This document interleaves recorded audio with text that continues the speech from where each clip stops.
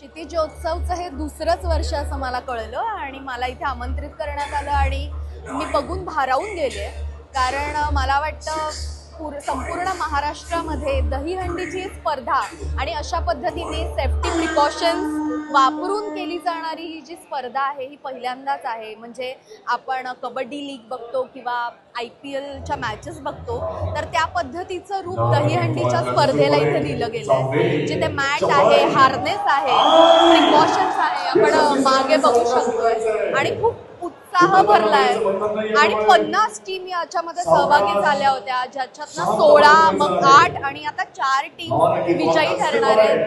त्यामध्ये मुलींच्या टीम सुद्धा आहे. आणि मला वाटतं दहीहंडी स्पर्धा फक्त शरीर म्हणजे आपल्या फिटनेसची तर आहे, पण मेंटल हेल्थची पण आहे. तुमचा संयम, तुमची पॉझिटिव्हिटी आणि बऱ्याच पद्धतीने तुम्हाला ती ग्रूम करत असते.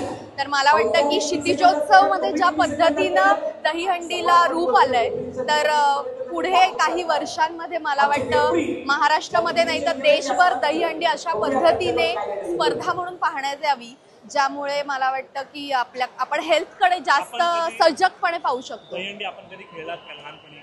नाही, दुर्दैवाने मी कधी खेळले नाही. मी पाहिली आहे आणि हे पाहताना तर अजूनच इतकं शिस्तबद्ध पद्धतीने सगळेजण खेळतात.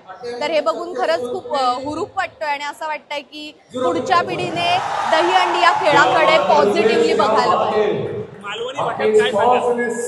मालवणी भाषेत काय सांगतालय? दही कालो असा, दहीहंडी असा. तुमच्या सगळ्यांका गोकुळाष्टमीच्या खूप खूप शुभेच्छा.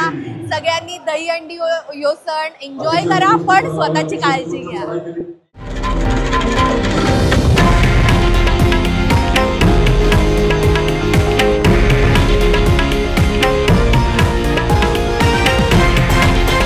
हे आहे देशातील नंबर 1 न्यूज नेटवर्क आणि आपण पाहत आहात TV9 मराठी, एकमेव.